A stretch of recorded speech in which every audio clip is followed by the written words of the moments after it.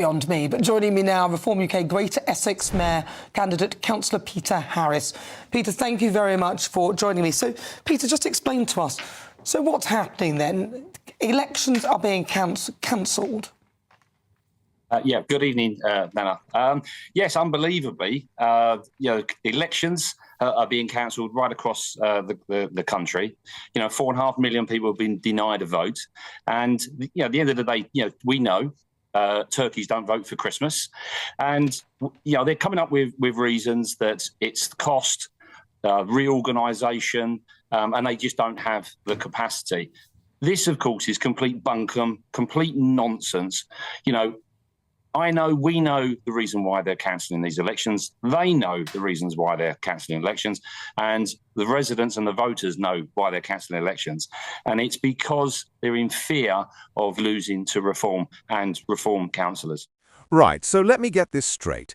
The British government, the same lot who lecture us about democracy, transparency and civic duty, have just cancelled elections for 4.5 million people. 4.5 million. That's roughly the population of Scotland. Just casually told, sorry, not today, love, when it comes to voting. And the reason? Well, officially it's about reorganisation and capacity. But let's be real, Labour is absolutely bricking it because Reform UK is breathing down their necks like a particularly angry badger with a vendetta. Welcome back to Brit article, where we dissect the absolute circus that is British politics, and today's show is a banger. We are talking postponed elections, furious Reform candidates, leaked emails from the Speaker himself, and a government that's apparently more terrified of Nigel Farage than a vegan at a steakhouse. Stick around, because this story has more twists than a pretzel factory. And if you're not already subscribed, smash that button and hit the notifications bell, because British politics right now is moving faster than a Tory MP's expenses claim. So here's what's happened. 29 councils across England have postponed their local elections this year. 29. The government, led by Local Government Secretary Steve Reid, remember that name, we'll come back to him, has given the green light for these councils to essentially hit the snooze button on democracy. Now, they're claiming this is all about local government reorganisation, moving from two-tier systems to unitary authorities, streamlining services, cutting bureaucracy, all that jazz. Very noble, very efficient, very convenient timing though, isn't it? Because here's the kicker. The majority of these councils delaying elections are Labour-run. Shocking, I know. It's almost like they've looked at the polling data, seen Reform UK charging at them like a bull in a china shop, and thought, you know what, let's just not do this right now. And Reform is absolutely fuming. Enter Peter Harris, Reform's mayoral candidate for Greater Essex, currently serving on Tendring District Council, and a man who is not mincing his words. He went on GB News, because of course he did, where else would you air this kind of grievance, and absolutely let rip. Called the whole thing a complete disgrace, said Labour is running scared, and the best bit, he used the classic "turkeys don't vote for Christmas" line, which is British political speak for "they're not idiots, they know they're going to lose." Harris essentially accused Labour of cancelling elections because they're terrified of losing seats to Reform, and frankly, the polling backs him up. But wait, it gets better, because this isn't just Reform throwing a tantrum, they're actually taking this to court. Reform UK filed a legal challenge, and guess what? The High Court said, yeah, all right, we'll hear you out. A 2-day trial is scheduled before the end of February, which means this drama is far from over. Reform's chairman, Zia Yusuf, came out swinging, saying they'll defend democracy against this authoritarian government and its Tory enablers. Ouch! Calling Labour authoritarian is fighting talk, but when you cancel elections affecting millions of people, you're kind of asking for it, aren't you? Now, let's talk numbers, because this is where it gets spicy. A mega poll from JL Partners, these are the people who actually crunch the data rather than just guessing based on vibes, indicated that if these elections went ahead, Labour would lose its majority on more than 10 councils. Not just lose a few seats here and there, lose their majority. They'd also shed roughly half their seats overall in these areas. That's catastrophic. That's political annihilation. And Nigel Farage, never one to miss an opportunity for a good soundbite, came out and said, and I'm paraphrasing only slightly, "See, we told you. They cancelled these because they know we'd win, and frankly, the polling backs him up." Now, the government's defence here is worth examining, if only for the sheer audacity of it. Steve Reed, the local governance secretary, stood up and said this is a once-in-a-generation reform that will transform local government for the better. He talks about cutting through two-tier bureaucracy, faster decisions on housing, simpler access to services, more money for potholes and caring for older people, instead of being lost to duplication.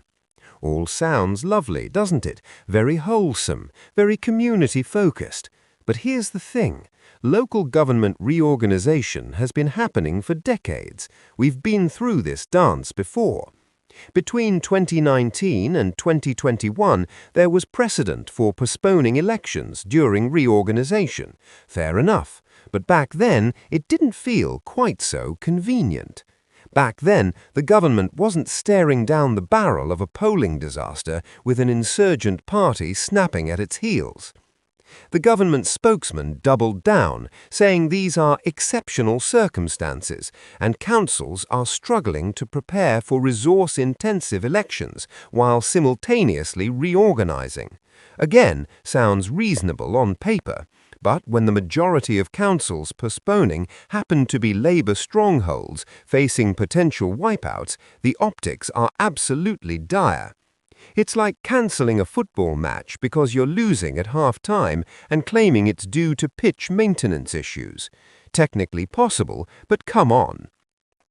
And just when you thought this couldn't get any more dramatic, enter stage left Sir Lindsay Hoyle, Speaker of the House of Commons, a man whose job is to remain impartial and keep order in Parliament. He's not supposed to wade into political controversies, but apparently someone leaked an email he sent to a Reform councillor, and in it he basically said he does not believe in cancelling elections. Now, he didn't elaborate much, probably because he knows getting too involved would be a nightmare, but the fact that even the Speaker is side-eyeing this decision tells you everything you need to know. When the referee starts questioning the rules, you know something's gone seriously wrong. Let's zoom out for a second and talk about what this actually means. Elections are the bedrock of democracy. They're how we hold power to account, how we ensure governments can't just do whatever they want without consequence. When you start postponing elections, even for seemingly legitimate reasons, you're on shaky ground. Because once you open that door, where does it end? What's to stop future governments from finding convenient excuses whenever the polls look bad? Oh, we're reorganizing. Oh, there's a capacity issue. Oh, Mercury is in retrograde and it's just not a good time. It sets a precedent that's frankly chilling. And here's the irony. Labour spent years in opposition banging on about democratic accountability, about giving power back to local communities, about transparency and trust. Now they're in government and suddenly democracy can wait because, whoops, we're reorganizing and also we might lose. The hypocrisy is so thick you could spread it on toast. And the British public aren't stupid. They see through this. Peter Harris was absolutely right when he said residents know why these elections are being cancelled. Everyone knows. It's the political equivalent of a toddler hiding behind their hands and thinking they're invisible. Reform UK, to their credit, isn't backing down. They're fighting it legally, they're fighting it in the court of public opinion, and they're using this controversy to fuel their narrative that the establishment is terrified of them. Whether you agree with Reform's politics or not, you have to admit this is a gift-wrapped PR opportunity for them.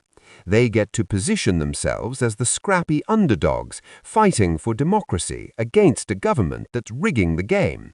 And in British politics, nothing rallies support quite like being seen as the anti-establishment outsider. Nigel Farage has built an entire career on this kind of moment. He thrives when he can point at the political establishment and say, look, they're scared of us. And right now, Labour is handing him that narrative on a silver platter. The more they try to justify this decision, the worse it looks. The more they claim it's about efficiency and reorganization, the more people ask, then why the convenient timing? It's a lose-lose situation for Labour, and they've walked straight into it. So where does this leave us? Well, we've got a government that's postponed elections for millions of people, a legal challenge heading to the High Court, polling data showing Labour facing potential carnage, Reform UK positioning themselves as democracy's defenders, and even the Speaker of the House quietly expressing doubts. It's messy, it's controversial, and it's absolutely emblematic of where British politics is right now. Trust in institutions is at an all-time low. Insurgent parties are gaining ground, and the traditional powers are making decisions that look increasingly desperate.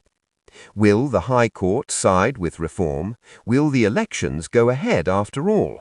Or will Labour dig in, weather the storm, and hope everyone forgets by the time the next proper election rolls around? Honestly, your guess is as good as mine, but one thing's for certain, this isn't going away quietly.